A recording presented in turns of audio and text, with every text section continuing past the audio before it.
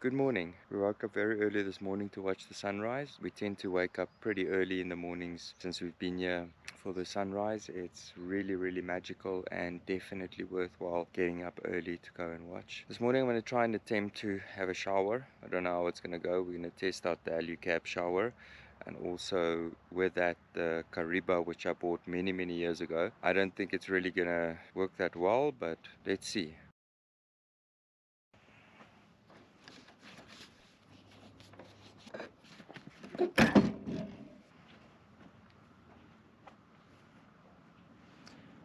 Here we go, our 90-degree flip out system.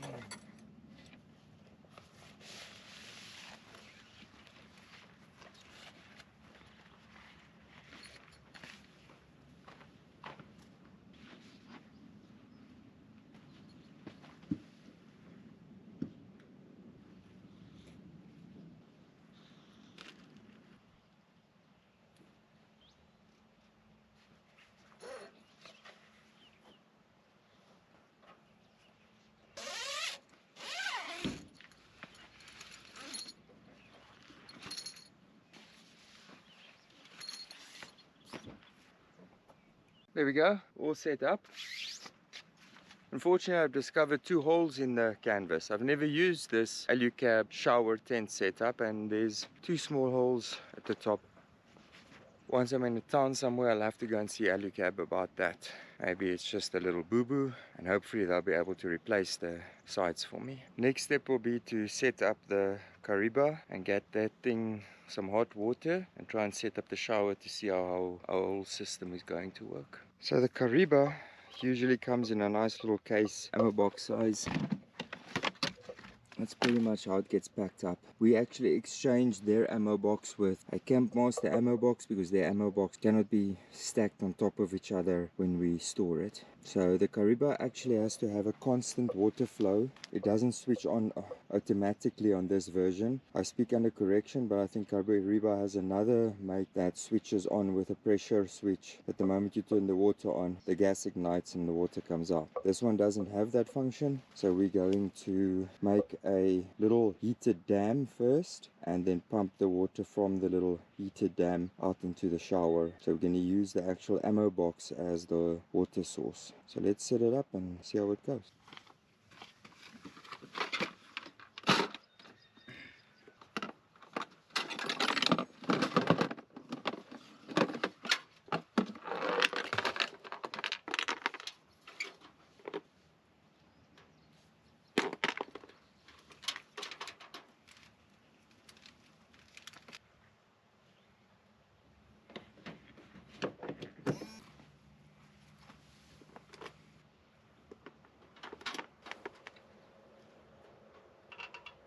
So as you can see, the length of the pipe coming out from the Kariba will never ever reach with the shower to the top of the tent. I thought this might happen, so I actually did lay a pipe, never used it, never tested it. I laid a pipe already in the vehicle to try and get water to the top of where the tent was going to be.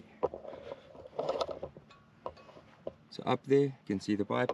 You can see the outlet over here. We're going to try and just quickly get that set up. As I said, I've never ever done this, so we're going to have to make quick plans to try and make this thing work. Okay, so not the most convenient setup in the world with this Kariba. I had a whole piping system laid out, but it seems like somewhere in the line, either the pipe must have pinched or the little pump is not powerful enough to send the water all the way through the full system to the area where it's supposed to connect onto the shower head. But that we'll have to figure out in time. and try and get the setup better. These are the kind of teething problems that you have when you've never tested the system at home and you try and test it in the bush. So what I've quickly done is we have a plus minus 46 liter ammo box over here. We've got it filled up just about 3/4. We are privileged enough to have a supply of water through a JoJo tank. The water tanks in the vehicle only take 40 liters and the secondary one also takes 40 liters, and this is a 46 liter ammo box. So this is way too much water in actual fact when you're going to do a bush shower, because you will not have this amount of water available unless you are pumping from a stream and you have a supply, which is generally the better idea. Then we've got the gas bottle hooked up, we've got the Kariba hooked up. We are now going to just pump water through the system and try and heat up this water over here, because the Kariba needs a constant water flow. You cannot run it while you are in the shower. So the idea is to heat up the water and then from there on switch off the Kariba and then pump the water directly from your hot water source all the way up through. I'm going to use this over the top, and I've got the shower head hooked up over there. So let's get this thing set up and then basically see how it goes. So I've asked Swambo for some help with the camera. So the first thing apparently that you do is you've got to get the water circulated. Now I've already just pumped a little bit of water through, but I'm going to start the pump over here and then I'm going to start the Kariba. I hope I don't get squirted with water. Okay, pump is going. Let's get the Kariba started up. Alright, so that's not the way that you do it. Screwed. It's got a little switching thing over here, but the problem is my battery is flat, so I have to do it the manual way. Got water coming through. We've got really badly scorched hairs. And I'm just feeling and adjusting to see how this works. It's a very sensitive knob, unfortunately, which is really annoying. It should have way more play that you can actually work with it. I'm going to give it some more gas, this thing fired up properly, and we can feel the water is getting warmer. We have a supply here, and yes, the water is starting to heat up a little bit. We've got smoke coming out of the Kariba everywhere. This Kariba has only been used once or twice, and we just tested it. So it's never really actually heated up water before. So let's see how this goes. We're going to just heat this water up until the temperature is plus minus shower ready, which I hope is going to take, I think it's going to take quite some time. We're just going to recirculate it until we've got some hot water. Make sure everything here is good and proper. Got a decent gas supply. I'm going to crank this baby up a little bit so that it can get the water hotter. It's getting there, but it's not boiling hot, as you can see. And apparently they say that this thing, the smoke that's coming out here, is normal. Apparent. So let's see.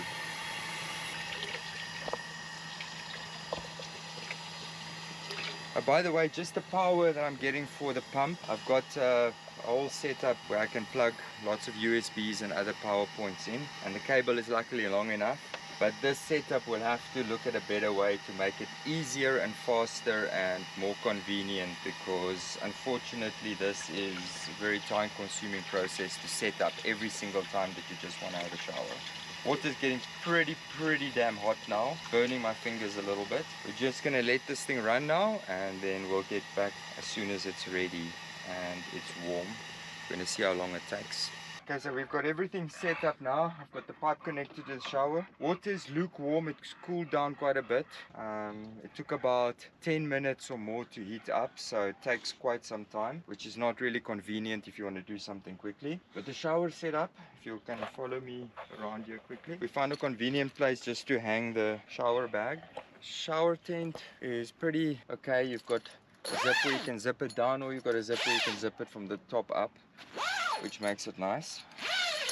If you look inside, got the shower head over there, we have the shampoo, we have the soap, and we have this little hooky up thing, and over there I put the switch for now. Not really that convenient, but I need that to pump the water down. Okay, wish me luck.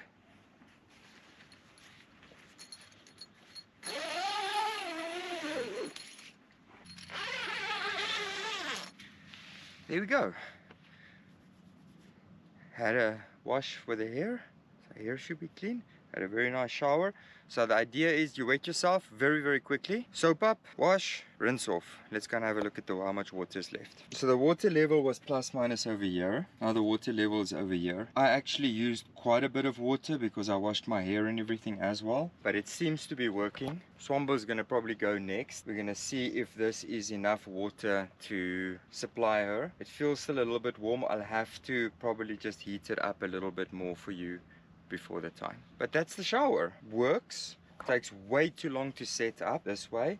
I'm gonna have to look at a more easier, convenient way to set it up, because definitely it took way too long to set it up. The shower tent sets up very, very quickly, but to set this up doesn't really work. If you want to take a shower every single day, if you buy somewhere where you have a constant water supply or a river or anything like that, to set this up every single time is just not worth it. But I'm clean. So both Swambo and myself managed to get a shower. We had a look at the water consumption. With all the water that goes into the pipes, which actually gets wasted in the end, you'll have to somehow re-tap it into a bowl or something like that just to gain that extra water if you do not have a water source. We both had a shower. We used about 46 liters, maybe a little bit less. I had to add some cold water to the water supply because I made it a little bit too hot for her. But it worked well. We're both squeaky clean, and so it's a yes, definitely for the Alu-cab shower. I would suggest that they maybe have 1 or 2 little hooks on the inside where you can hang your little scrunchie or your just your soap or something like that. We've tucked the other soap into the top area, but it makes it all soapy and so on. But it works. It actually works. But that's my suggestion to Alu-cab. Just a little hook somewhere or something where you can just hook something. That'll be great. Further than that, we've both had a very successful shower. Setup, no. I'm gonna have to do something about that to make it a little bit more convenient. Go Alu-cab. And before we packed up all the stuff, we decided to give Winston a nice warm shower as well. That was not easy. Right here, so after the nice shower expedition, which was a lot harder than what I thought it was going to be, we finally finished, packed up, had our coffee. We got away about an hour later than we intended to do. Winston had a nice little bath as well, shower, so we're all clean, and then he went to go lie in the dirt and got himself dirty again. What can you do?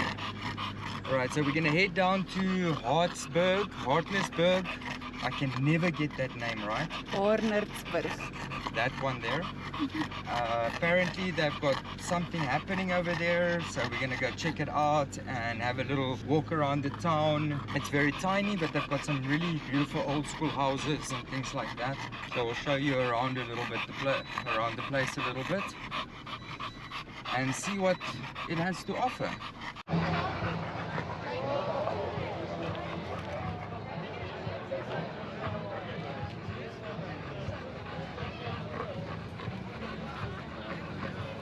Well, that was pretty nice. We went to the little festival here at Hornetsburg. It's quite lovely. They've got lots of little stalls, some exhibitors exhibiting their product, lots of confectionaries and foods and things to eat.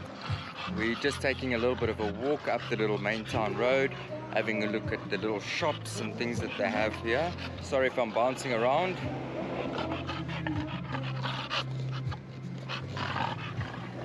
I have the fluff ball pulling on me and pulling and pushing and tugging, and he's super excited. So and you know what the great thing about it was? We could come in with our dog into the festival and everybody was very nice and lovely. So yeah, we'll just have a quick walk up the street and then have a look at what they have in this little beautiful town.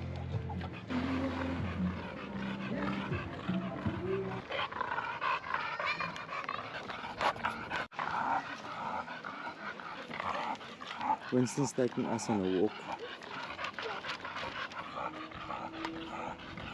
So this little town, sorry, Winston's pulling in another direction. This little town reminds me a lot about Pilgrim's Rest. It's got this nice little shops, confectionery shops, little eateries, bookshop, pretty nice with a lot of clothing and things. Sorry, Winston's giving me a hard time.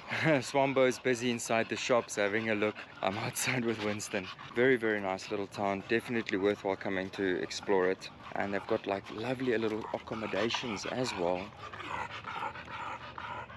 Yesterday we went up to the top end of the town. The roads are so narrow. It looks like a very, very old town.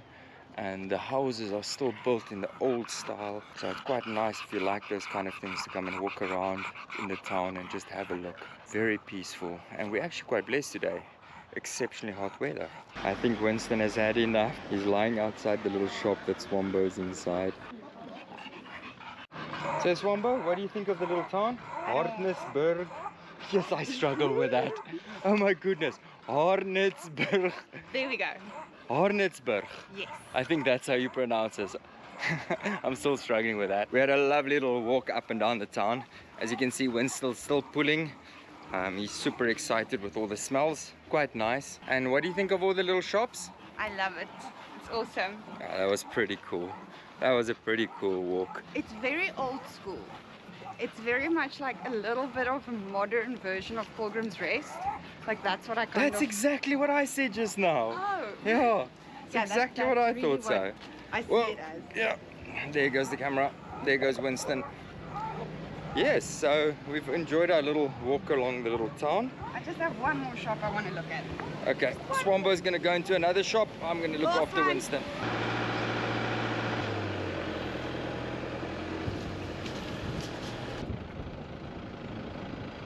We found the Haernertsburg War Memorial and Long Tom Monument. However, there's really not much left of the Long Tom Monument, which is kind of sad. But they do have a little bit of map and clearly some history of all of Hornetsburg.